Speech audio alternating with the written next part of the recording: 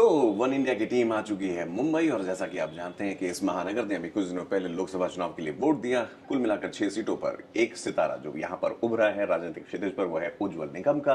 और ये एक ऐसा नाम है जिसे कुछ बहुत ज्यादा परिचय की जरूरत नहीं है, चाहे वो 1993 के बम धमाकों का केस हो या फिर गुलशन कुमार हत्याकांड, प्रमोद महाजन मर्डर केस या फिर 2008 का मुंबई हमला और किस तरह से अजमल कसाब को उसके अंजाम तक पहुंचाया गया। उसके लिए उज्जवल निकम का नाम हमेशा सुर्खियों में रहा। आज हमारा सौभाग्य है कि उज्जवल निकम जी खुद हमारे साथ बैठे हैं। बहुत बहुत धन्यवाद सर वन इंडिया से बातचीत करने के लिए। धन्यवाद। सबसे पहला सवाल सर, बहुत लोग ये जानना चाहते हैं कि कानून के दरबार से चल के जनता के दरबार में आना कितना आसान या मुश्किल रहता है? नहीं, देखिए, ये बात सही है कि मेरा राजनीति में जन्म अभी 1 महीना ही हुआ है। अच्छा। मैंने कभी सोचा भी नहीं था कि मुझे राजनीति में आना पड़ेगा, लेकिन तकदीर उसी को कहते हैं। बिल्कुल बिल्कुल। कि unknown ways are the college destiny. Right. और ऐसा है कि 30 दिन पहले तो मैं कुछ नहीं था, लेकिन अचानक राजनीति का न्योता आ गया। जी जी जी। चलो, बहुत साल तक हमने वकालत की और वही मुलजिमे के खिलाफ। जी जी जी। थोड़ी पॉलिटिकल लैंग्वेज भी सीख लेंगे, किस तरह से पॉलिटिकल बात की जाती है। नहीं, आई एम श्योर बहुत आसान ही मैं कहूँगा रहा, क्योंकि अगर हम लीगल उसकी बात करें तो काफी मुश्किल और काफी सोच समझ कर बातें वहां पर रखनी पड़ती हैं। आपने कई सरकारों के साथ काम किया है sir, cutting across all political lines, चाहे वो विलासराव देशमुख हो, कांग्रेस से लेकर एनसीपी, शिवसेना और फिर बीजेपी, भाजपा भी, बिल्कुल बीजेपी बिल्कुल। तो कभी ऐसा नहीं रहा कि इससे पहले कभी आपने राजनीति में आने का सोचा हो, या इस वकालत से सेवानिवृत्त होने के बाद ही? नहीं, ये बात मुझे कई राजनीति पार्टी ने पहले कहा था कि आप आइए, लेकिन मेरा बहुत फिक्स डिटर्मिनेशन था कि नहीं आना है हमें।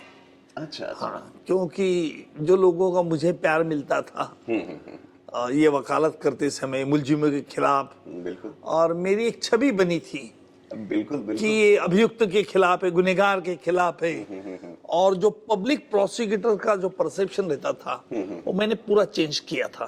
बिल्कुल। तो मुझे लगता है कि यही अच्छा है, यहाँ लोग रिस्पेक्ट देते हैं। सरकार किसी की भी रहो, मुझे कुछ फर्क नहीं गिरता था। अच्छा। क्योंकि मेरे अपॉइंटमेंट के लिए लोग मोर्चे निकालते थे, appointment as a special public prosecutor. लोग हर डिस्ट्रिक्ट में मोर्चे निकालते, कई बड़ा हादसा होता था, तो लोगों की एक ही डिमांड रहती थी कि भाई हमें उज्जवल निकम चाहिए। तो लोगों में एक ऐसा श्रद्धा प्यार जो बैठा था, जी। मुझे भी अच्छा लगता था कि चलो लोग अपने को अच्छी तरह से मानते, तो क्यों नहीं हम ये रखेंगे। अच्छा। बिल्कुल सर, ऐसा कहते हैं कि अगर गायक कोई बनना चाहता है तो कहते हैं क्या तुम लता मंगेशकर बनना चाहते हो, एक्टर कोई बनना चाहते हो लोग कहते हैं अमिताभ बच्चन बनना चाहते हो, लॉयर्स में अक्सर आपका नाम आता है कि अरे उज्जवल निकम बनना चाहते हो क्या? तो आप बेंचमार्क आपने सेट किया हुआ है। हाँ, एक बेंचमार्क मैंने सेट किया, और इसके पहले भी कई पॉलिटिकल पार्टी ने मुझे न्योता दिया था, लेकिन 5 साल पहले भी, लेकिन मैंने नहीं कहा था। सर, इस समय 10 साल हो चुके हैं भाजपा सरकार को। देखा जाए ये सरकार जो है, नरेंद्र मोदी जी की जो सरकार है, वो नेशनल सिक्योरिटी और सेफ्टी को लेके काफी कंसर्न रहती। आपने जो कुछ केसेस लड़े, खासकर अजमल कसाब का जो केस था, ऐतिहासिक मैं कहूंगा बाय ऑल स्टैंडर्ड्स, आपको लगता है कहीं ना कहीं बीजेपी आपको जब अप्रोच करती है तो उनके मन में भी कहीं ये था कि भाई एक उज्जवल निकम जो इन्होंने इतना साल लीगल फील्ड में दिया है और उनको समझ भी है, तो उनके लिए भी एक विन विन सिचुएशन होती है? देखिए, उनके मन में क्या था इसके बारे में मुझे पता नहीं। मैं ये नहीं कहूंगा कि मेरा सिलेक्शन उनके लिए भी विन विन पोजीशन थी। लेकिन जहां तक मैंने सोचा कि बीजेपी एक नेशनल पॉलिटिकल पार्टी है। अच्छा, ठीक है। उनका एक ऑब्जेक्टिव नैरेटिव बहुत क्लियर है, देश की सुरक्षता, देश की अखंडता और सर्वधर्म भाव, ये उनका जो प्रिंसिपल है। ये मुझे लगता है कि हमारा देश आज सबसे बड़ा विश्व में एक हाईली डेमोक्रेटिक कंट्री है जी। देखिए, 10 साल पहले इतना कोई इंडिया को बड़े मजबूती से नहीं देखता था।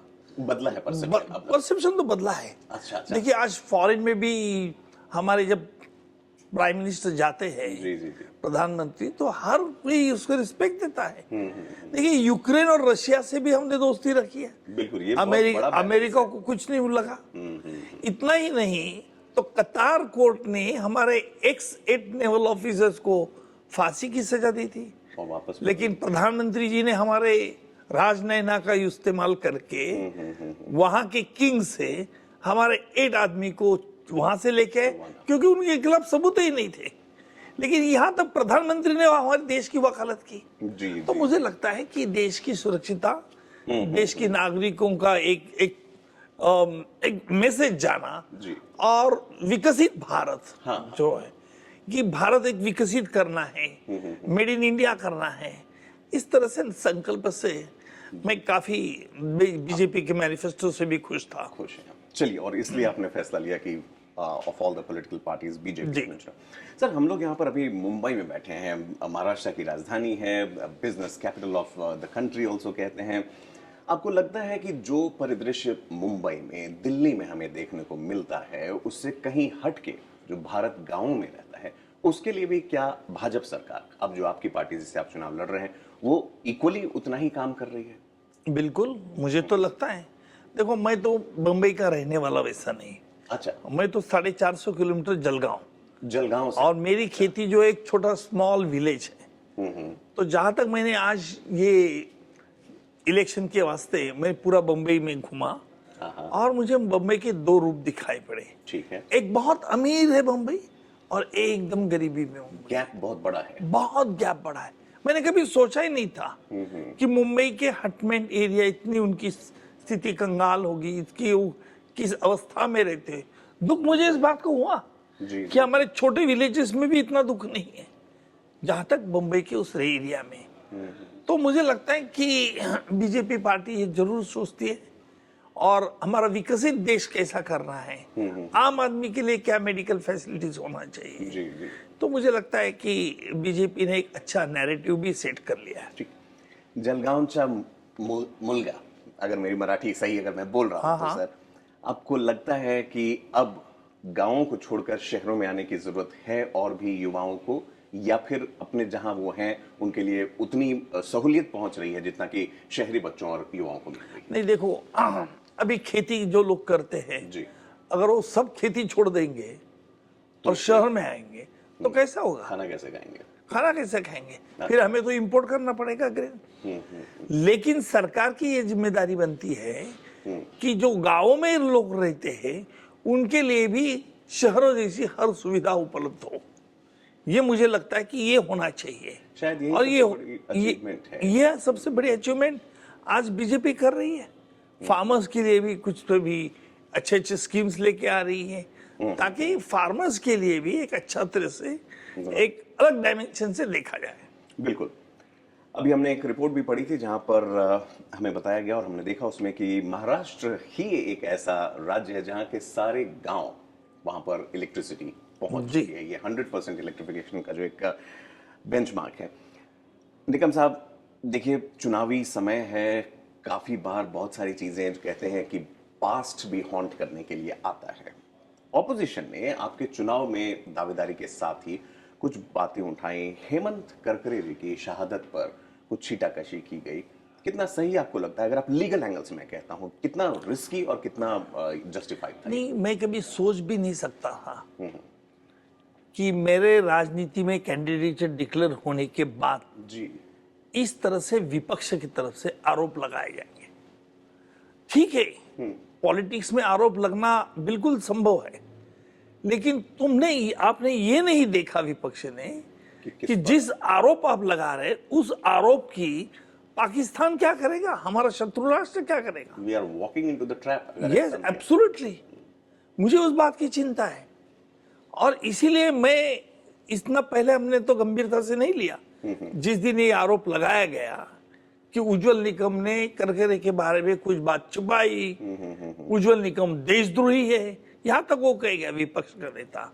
फिर बाद में वाला एक रिटायर्ड पुलिस ऑफिसर है, उसकी किताब में लिखा था, अरे भाई तुमने तो होमवर्क भी नहीं किया, इसका मतलब किताब में सच है क्या झूठा लिखा है इसकी पढ़ाई नहीं, इसका मतलब आप कॉपी बहादुर हो, बिना पढ़ के आप कुछ भी आरोप लगाते हैं।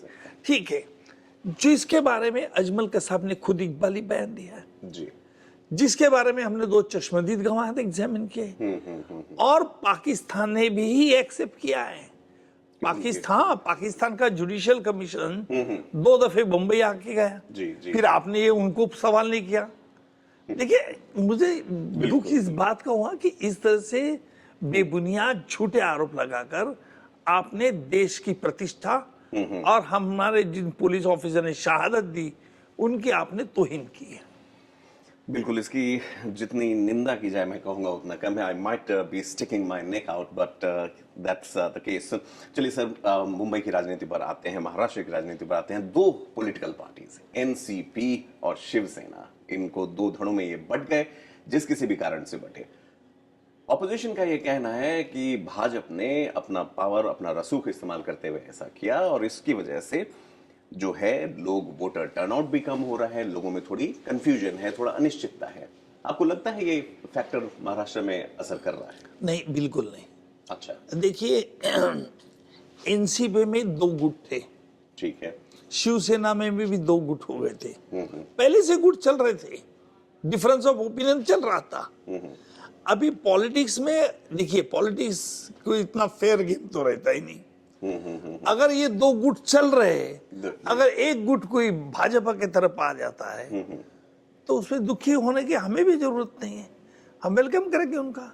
सरकार जब बदल जाती है सर, लोगों ने जिसको वोट दिया था मान लीजिए, तो क्या लगता है इलेक्टोरेट को, वोटर्स को कहीं लगता होगा उनके साथ धोखा हो गया, हमने तो सरकार में इसको लाया? हाँ, ये बात जरूर है। अच्छा, कि हमें कुछ सुधार करना चाहिए इस कानून में। ठीक। जो 10th शेड्यूल लाया गया है, disqualification of membership of the assembly और इसके बारे में, मुझे लगता है कि इसके बारे में कुछ संशोधन करना पड़ेगा और जरूर इसमें कुछ सुधार लाना पड़ेगा। क्योंकि जिस पार्टी पे तुम चुन के आते हैं, जिस पार्टी के नाम के सिंबल का इस्तेमाल किया जाता है, जी। इस पार्टी से अगर आप गद्दारी करते हो तो मुझे लगता है कि वोटर को लगता है कि भाई हमारा विश्वासघात हो गया। जी।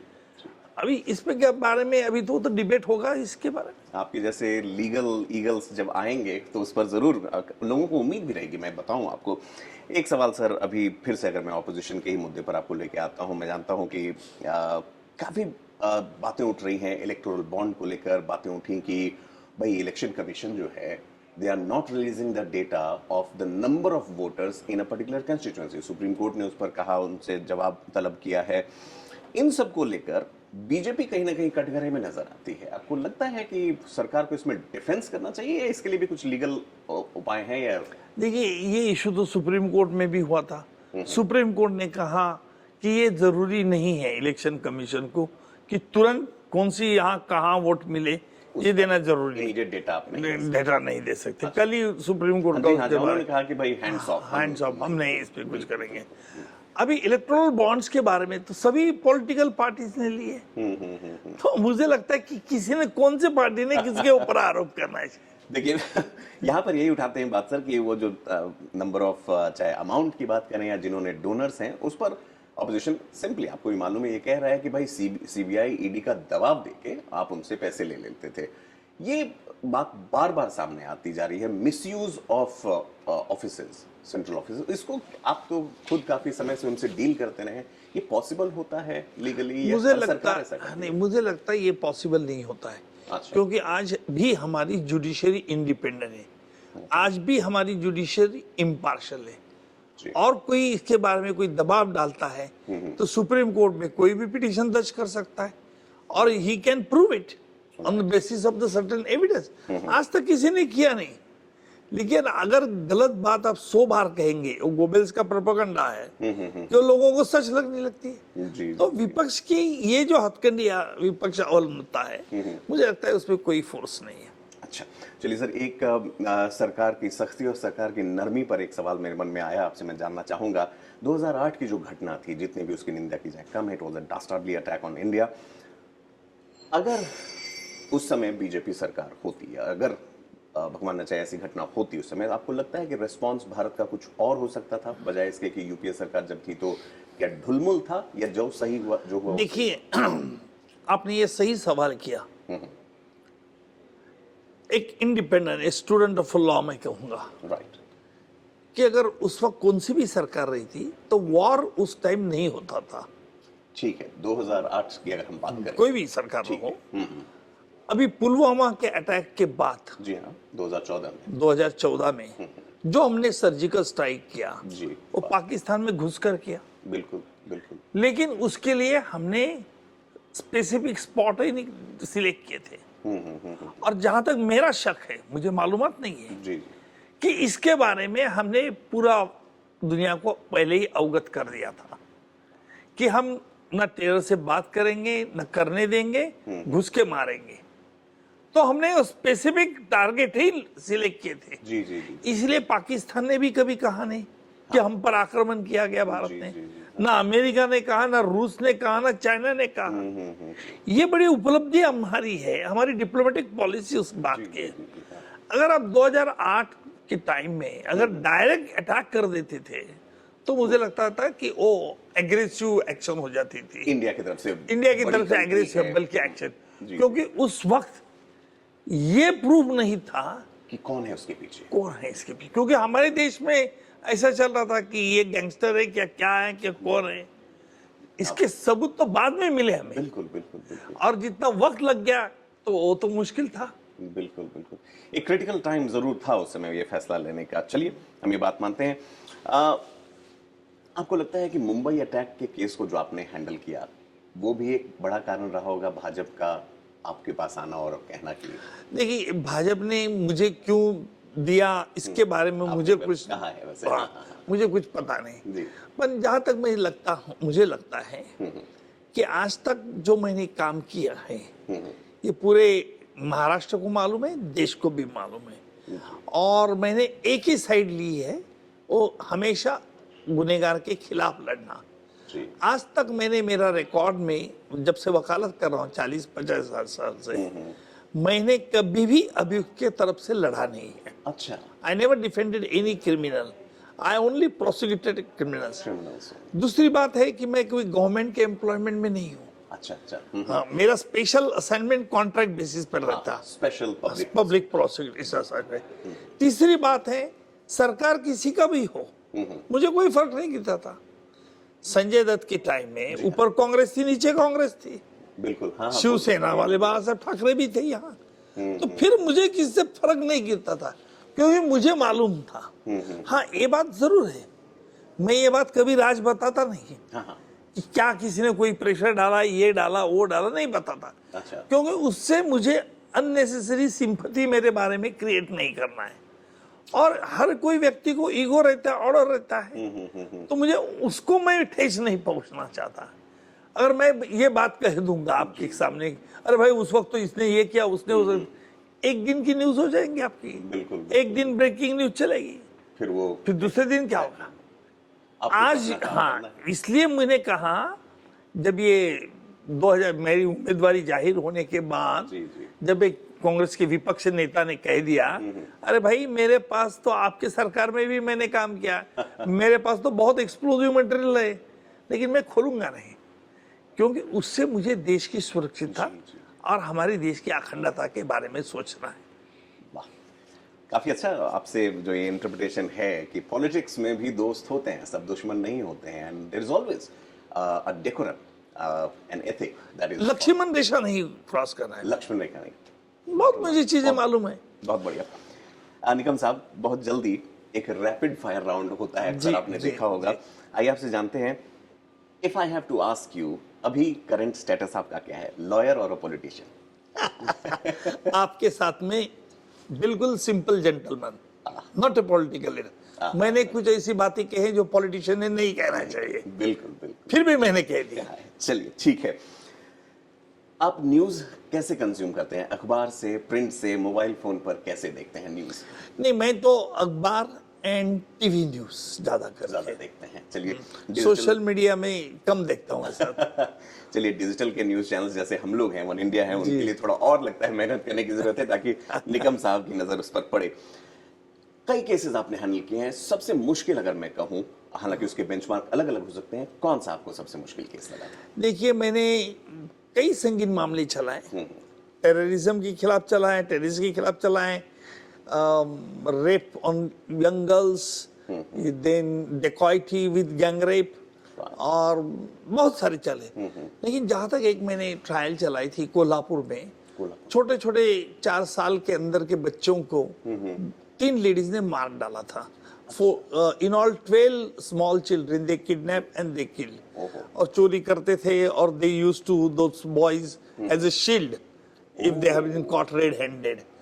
तो जब ये फैसला हुआ, इन लेडीज को फांसी की सजा कोल्हापुर सेशन कोर्ट ने ऐलान कर दी, तब कोर्ट के सामने एक 8 साल 10 साल के बच्चे 200-250 इकट्ठे हुए थे फैसला सुनने के लिए। और जैसे फांसी की सजा हुई ये लेडीज को, तो बच्चों लोग ने शुगर मुझे बांटा। ये मेरे दिल में सबसे बड़ा इम्पोर्टेंट केस था कि छोटे छोटे मासूम बच्चों को भी आनंद हुआ था कि ये राक्षसिनी को उज्जवल निकम के हाथ से सजा हो। तो that was a very important day for my life.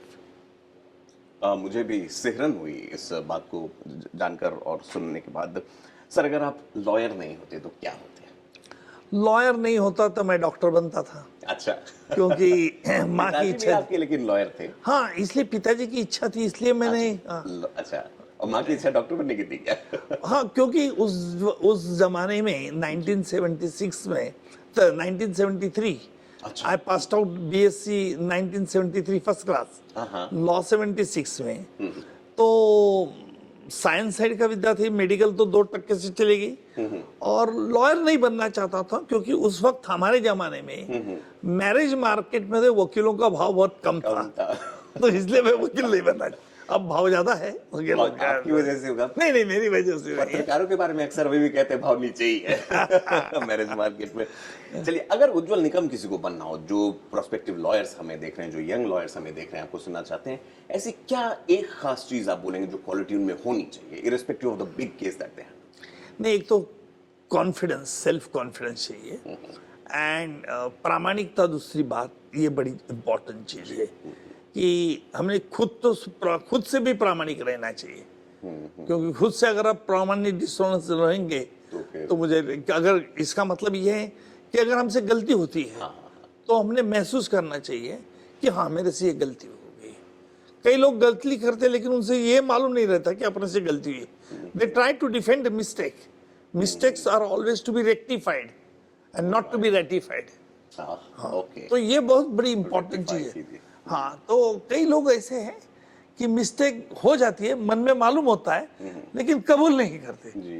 मैं कबूल करता हूँ कि हाँ, मेरे से गलती हो गई। यही डिस्टिंग्विशिंग फैक्टर भी है सर, जो ह्यूमन साइड आपने बताया लॉयर्स का प्रोफेशन में, खास करके ये बात आपने सही कही, और इसलिए मैंने भी कहा कि पत्रकारिता भी मोरलेस उसी तरह से देखी जाती है। लेकिन हाँ, सेल्फ चेक होना बहुत जरूरी है। आखिरी सवाल सर, राजनीतिक है, अब की बार 400 पार पॉसिबल? अभी राजनीति से कहूंगा तो जरूर 400 के पास होगा। अगर लॉयर की हैसियत में कहूंगा तो आज कहना मुश्किल है। आज कहना मुश्किल, दोनों ही जवाब सही है। उज्जवल निकम साहब, वन इंडिया से बातचीत करने के लिए, अपना समय देने के लिए बहुत बहुत धन्यवाद। We wish you, your team and your party all the best. Thank you very much. Thank you sir, thank you. तो there you heard him, Ujjwal Nikam, the human face of a lawyer. जैसा कहते हैं कि अगर आपको लॉयर से पाला पड़ जाए तो डरने की आवश्यकता होती है, लेकिन यहाँ उज्जवल निकम जी के साथ बैठकर ऐसा बिल्कुल ही नहीं लगा। Somehow he has set that benchmark so high that many aspiring lawyers would want to be like him. Thanks for watching.